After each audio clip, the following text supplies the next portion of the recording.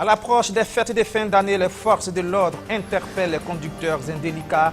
Vaste opération de contrôle routier dans la nuit d'hier à aujourd'hui, initiée par l'ONASER. De nombreux engins ont été immobilisés.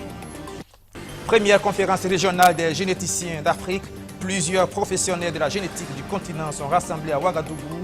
Objectif, mettre en place une association qui les réunirait tous, la Société africaine de génétique. Et puis, eux, ils évoluent dans le domaine de la chirurgie ou encore de l'anesthésie, entre autres.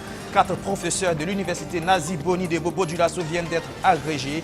Ils ont été reçus en triomphe à leur retour de Libreville au Gabon où a eu lieu le concours d'agrégation. Bonsoir et bienvenue. Deuxième et dernier jour d'audition de l'ancien bâtonnier de l'ordre des avocats dans le procès du putsch manqué de septembre 2015. Mamadou Traoré, accusé entre autres de complicité d'attentat à la sûreté de l'État, a campé sur ses positions, rejetant les accusations qui sont portées contre lui. Mieux, il aurait joué un rôle important dans la résolution de la crise, tout le contraire de ce que pense le parquet. Les explications de Roméo Koïta. Loin d'être messager du président sénégalais Macky Sall auprès du général Gilbert Diendéré, comme le prétend l'ancien bâtonnier Mamadou Traoré, le parquet militaire pense plutôt qu'il était un conseiller juridique du général Gilbert Diendéré. C'est d'ailleurs pourquoi ce dernier l'a présenté comme faisant partie de sa délégation lors des négociations avec les chefs d'État de la CEDEAO. Et lorsqu'on ajoute à cela les déclarations du colonel Yonaba, celles du commandant Korogo et du capitaine Zoumbri, qui disent l'avoir vu au camp Nabakom dans la nuit du 16 au 17 septembre, dans le bureau où se finalisait la déclaration du CND, le parquet militaire estime qu'il se trouve en droit de dire que l'ancien bâtonnier Mamadou Traoré a réellement soutenu le coup d'État. Les avocats de l'accusé ont tenté de démontrer que la mission exécutée par leur client auprès du général Gilbert Diendéré entrait dans le cadre de l'exercice de ses fonctions, dans la mesure où Maître Mamadou Traoré est aussi un des conseils du président sénégalais Macky Sall. Ils pensent que l'accusation gagnerait à féliciter leur client, qu'il malgré un contexte sécuritaire difficile dans la nuit du 16 au 17 septembre 2015, a réussi à porter un message d'apaisement à celui qui est considéré comme le cerveau du coup d'État. À la suite de l'ancien bâtonnier Mamadou Traoré, suivant l'ordre de passage, c'est le général Gilbert Diendéré qui est passé à la barre. Mais il n'a pas pu être auditionné à la demande de certains de ses avocats qui ont souhaité que son interrogatoire soit reporté. La raison, un de leurs confrères du même cabinet serait souffrant. Ils ont donc demandé 2 jours au président du tribunal pour permettre à ce dernier de se rétablir. Logiquement donc, c'est le lundi 26 novembre prochain que le général Gilbert Diendéré devrait passer à la barre. Mais en attendant, c'est Faisal Nanema dont l'audition avait été suspendue qui répondra à la barre demain des faits qui lui sont reprochés. Environ 72 voitures, près de 200 véhicules tricycles et plus de 500 motos sont passés à la trappe dans la nuit d'hier à aujourd'hui au cours d'un contrôle routier de grande envergure mené par la police nationale et la police municipale. Une action qui entre dans le cadre de la Journée nationale de la sécurité routière, de quoi interpeller les mauvais élèves en la matière. À 1 mois des fêtes de fin d'année, Abdourazak Traoré a suivi une des équipes des forces de l'ordre. 22h30 sur l'avenue Bassawarga à Ouagadougou, un conducteur de tricycle qui circule allègrement sans un minimum d'éclairage. Pas de phare, encore moins de feux lumineux arrière. Pourtant, les textes sont clairs, ces engins ne doivent pas circuler après 19h. Mais pour cet usager, c'est peut-être la dernière fois qu'il foule au pied les codes en la matière. Car les polices nationales et municipales sont désormais intraitables. Cette nuit du 21 novembre, ce sont 23 équipes qui sont postées dans les grands carrefours de la ville. On contrôle, on verbalise, souvent on conduit en fourrière. Par moment, on immobilise quand c'est surchargé, dépourvu de documents d'identité et sans éclairage. Et c'est là que colère et tension s'invitent dans l'opération. On n'a pas eu l'information là. Pas eu l'information. Dans le travail là, des règlements là, on doit diminuer. On n'est pas aux États-Unis, on n'est pas en Europe. Ici, c'est un pays pauvre. Les jeunes se débrouillent. C'est ce soir-là même que nous, on vient d'apprendre que les tricycles ne doivent pas rouler la nuit, à partir de 19h. Il devrait y avoir des circonstances atténuantes pour nous, les pauvres usagers. La circulation nocturne à Ouagadougou, c'est aussi ce constat des engins de provenance douteuse, sans document valable, sans immatriculation. Aboubakar est interpellé parce qu'il a acquis sa moto la semaine dernière, délai insuffisant donc pour disposer d'une immatriculation. Mais il devrait tout de même passer au service compétent. Venez à la direction générale des transports terrestres et maritimes, vous allez voir M. Zongo Jean-Claude. Ce n'est pas moi M. Zongo Jean-Claude, mais c'est le responsable qui est chargé de l'immatriculation. On vous donnera toutes les informations nécessaires parce qu'on ne doit pas circuler sans immatriculation comme ça. Voilà. Oui, ça c'est tout à fait normal. Merci. Merci. Il y a également ces usagers qui rejettent en bloc les motifs de leur interpellation. C'est l'incompréhension. Je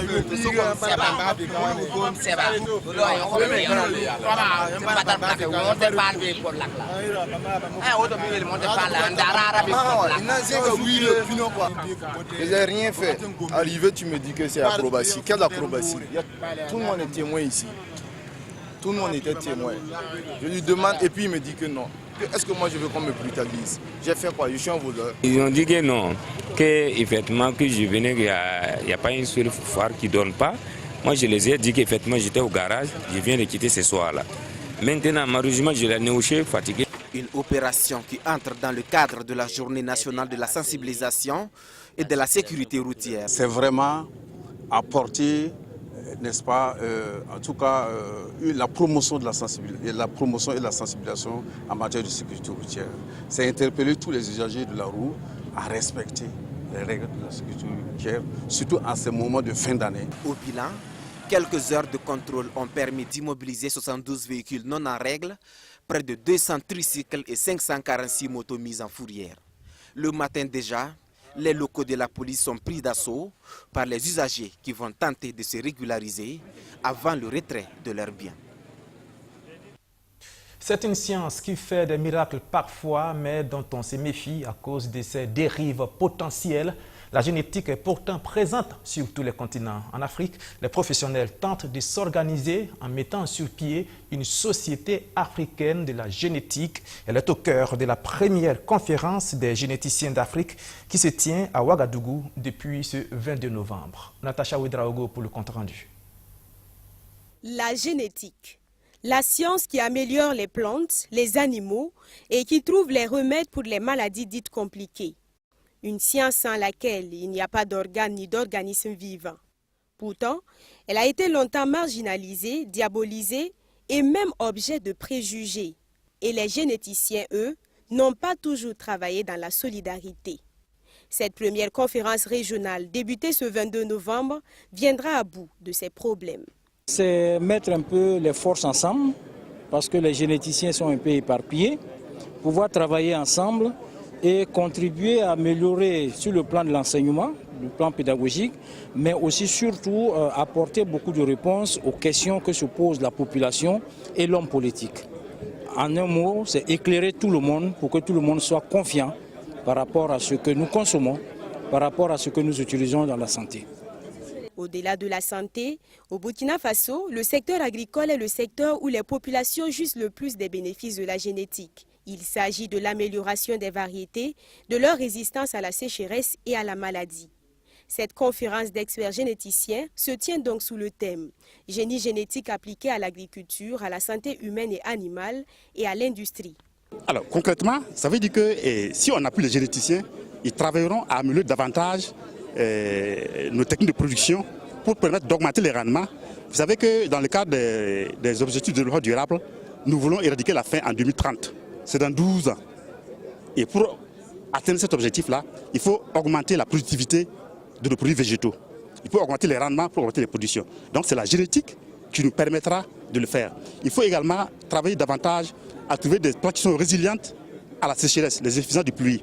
C'est la génétique qui peut travailler à améliorer cet aspect-là. Et donc, au total, c'est la génétique qui est en amont de notre objectif. Cette rencontre de haut niveau prendra fin le 23 novembre. À l'issue, la Société africaine de génétique SAGE verra le jour, une association qui réunira l'ensemble des généticiens d'Afrique. De la génétique, on passe à la chirurgie, l'anesthésie, la parasitologie ou encore la pédiatrie.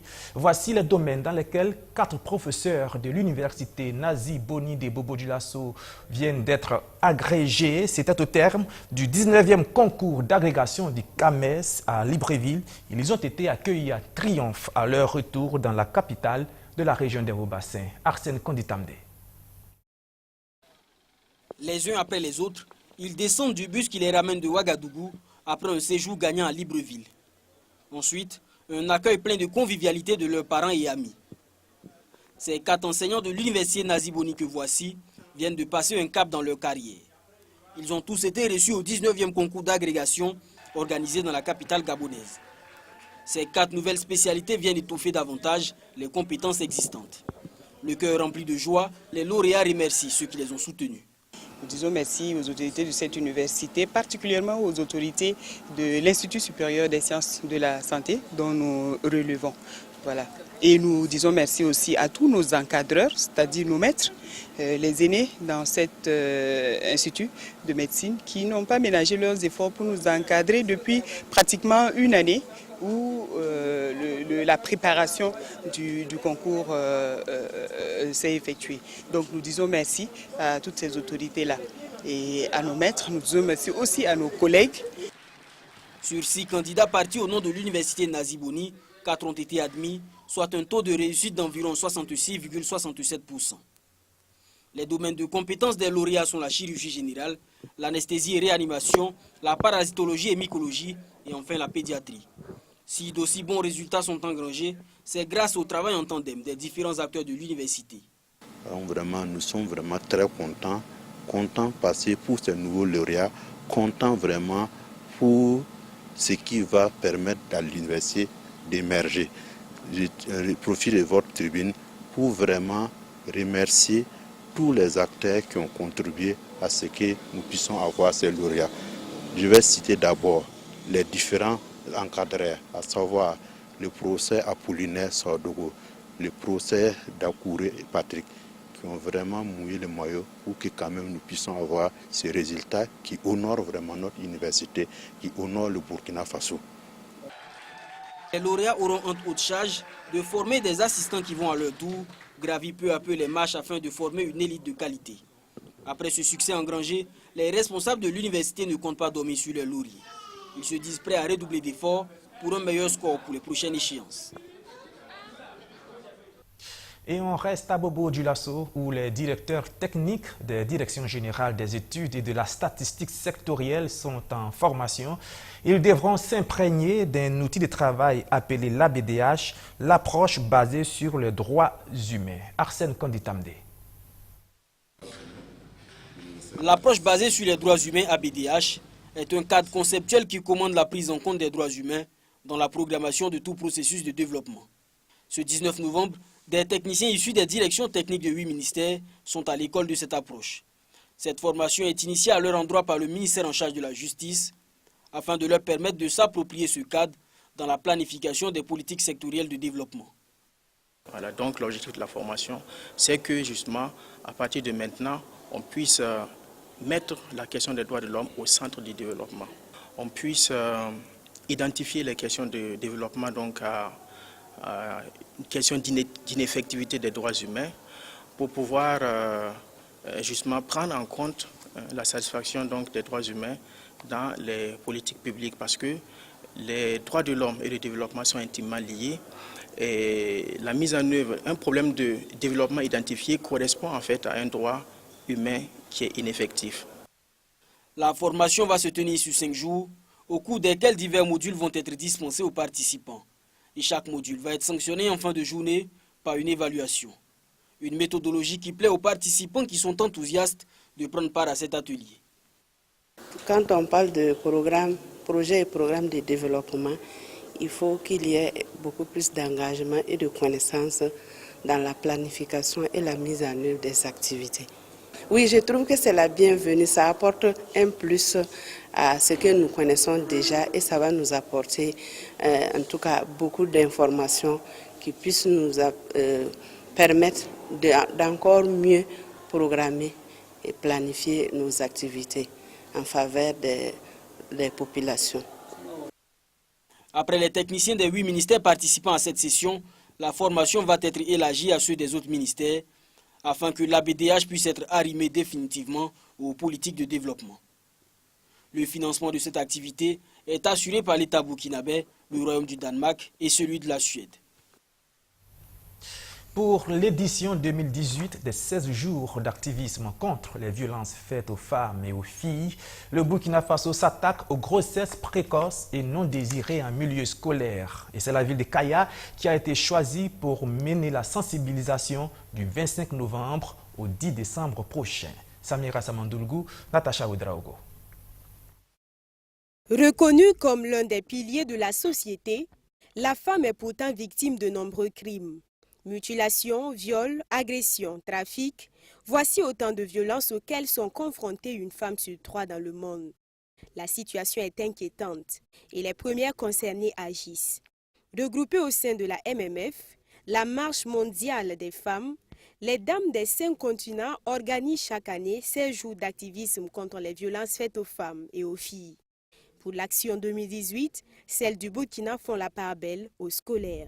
Et nous avons remarqué que dans la vie scolaire, il y a beaucoup de grossesses indésirées ou désirées et précoces. Et pour aider nos filles, nos garçons à être mûrs avant de rentrer concrètement dans la sexualité où ça les oblige souvent à abandonner les cours, nous avons préféré aller dans ce sens-là. Et aussi, ce sont les futurs pères et mères de demain. Ainsi, du 25 novembre, date de la Journée internationale pour l'élimination de la violence à l'égard des femmes, au 10 décembre 2018, Journée internationale des droits de l'homme, plusieurs activités sont prévues à Kaya, dans le centre-nord. Et ces activités se traduiront concrètement sur le terrain par la réalisation de théâtre, par les élèves eux-mêmes.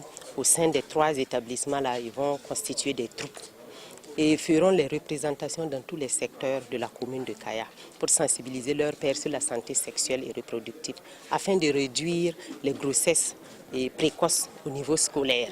Une noble lutte qui rencontre l'assentiment des autorités du San Mantenga. Il y a nécessité, si on veut véritablement promouvoir durablement les droits humains, d'axer les interventions sur la femme, notamment la femme rurale, qui est la première à être exposée à toutes sortes de violences. Raison pour laquelle nous sommes venus ce matin apporter le soutien de Madame le gouverneur à cette initiative. À l'issue de cette séance d'information, les élèves s'engagent dans le combat contre les violences faites aux femmes et aux filles. Au lycée, il est organisé des sketchs. On va essayer de participer à ces sketchs pour pouvoir sensibiliser les gens sur cette formation. Je vais sensibiliser d'abord mes camarades et ensuite mes parents et si possible dans mon quartier et dire aux gens si je peux aussi sensibiliser les hommes en leur disant que non, qu'il ne faut pas faire la violence aux femmes. La Marche mondiale des femmes, Action nationale du Burkina Faso, vise l'instauration d'une paix durable fondée sur l'expression de la citoyenneté, le renforcement du pouvoir économique des femmes et la protection de l'environnement. L'association est reconnue depuis 2002. Du savon, de la pommade ou encore des crèmes produits à base de beurre de karité, près de 600 tonnes faites par la Fédération Nouna. Tout commence par les femmes collectrices qui traitent les amandes biologiques et conventionnelles avant qu'elles n'atterrissent dans l'usine semi-industrielle de production et de transformation. Le compte-rendu de Fatoumata Traoré, Saïdatou Oudraogo de Madina Sino. La transformation des amandes de karité en beurre est l'activité principale de la Fédération Nounouma. Elle est composée de 600 membres regroupés dans 8 unités de transformation, dont 5 situées dans la Sicile et 3 dans le Ziro. C'est dans cette dernière province, précisément dans le village de Kassou, qu'est basée l'Union des femmes Gaouyori.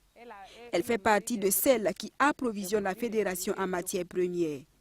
Nous sommes des groupements membres collectrices des produits de qualité bio. Nous avons des parcs certifiés biologiques où nous partons collecter nos produits.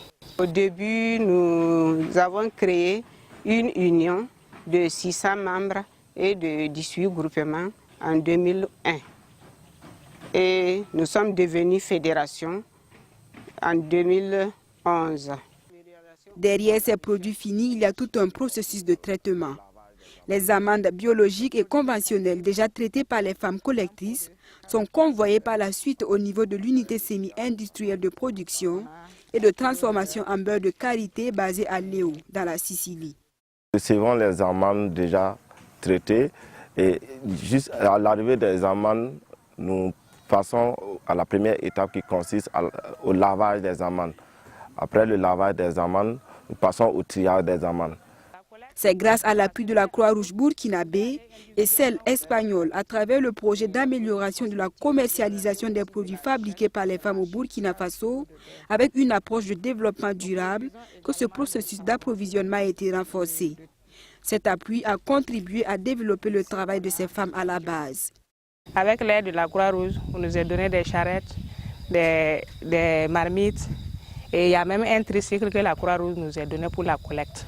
Je peux dire que l'apport de la Croix-Rouge nous a beaucoup apporté.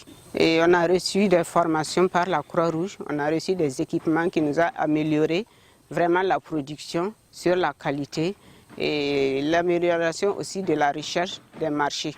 La capacité de production de la Fédération Nounouma est de 400 tonnes de beurre de karité conventionnel et 200 tonnes de beurre biologique par saison. Des produits variés composés entre autres de savon, de pommade, de crème et de baume à lèvres sont fabriqués et commercialisés sur le marché local et international. Et pour terminer, c'est le sourire pour les élèves et les parents d'élèves des classes de 6e et de 5e du CEG de Kalgondin. Après 2 mois sans cours pour déficit des salles de classe, tout semble réglé. Ils ont enfin commencé leur rentrée scolaire. Le constat de Luc Pabelgem. À Kalgondin, c'est la rentrée des classes ce 22 novembre pour la 6e et la 5e. Si ces 2 classes effectuent leur rentrée presque 2 mois après la rentrée officielle, c'est qu'il se posait un problème de place au collège d'enseignement général de Kalgondin. Les parents d'élèves avaient haussé le ton il y a de cela 2 semaines. Ils ne comprenaient pas pourquoi ce bâtiment offert par le peuple japonais, trônant au beau milieu de l'école primaire de Kalgondin, était inoccupé pendant que des élèves étaient dehors, faute de salle de classe. Mais ce jeudi, tout est rentré dans l'ordre. Les élèves de 6e et de 5e sont dans 2 salles neuves. Oui, on est trop en retard. Parce qu'on est en retard de 2 mois. On n'avait même pas commencé les cours.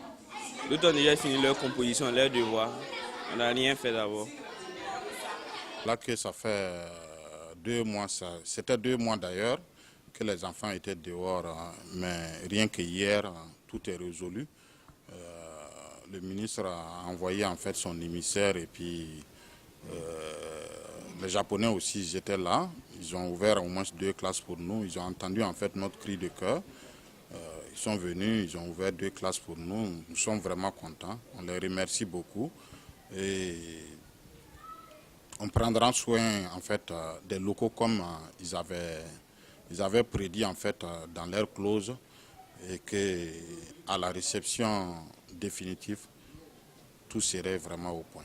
Satisfaction chez les parents d'élèves, satisfaction également chez le directeur du CEG.